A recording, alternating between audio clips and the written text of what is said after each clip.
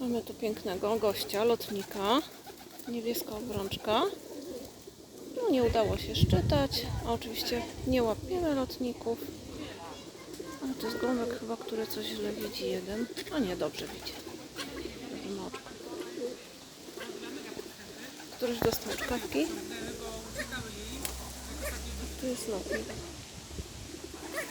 Który to takiej czkawki dostał? Ojej. Ten.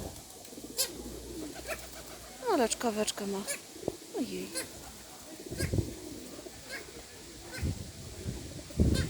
Tam obok jest wiaderko z wodą, może się napić, w sensie garnuszek.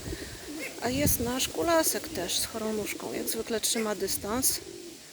No, może później spróbujemy innym razem za parę dni podejście zrobić.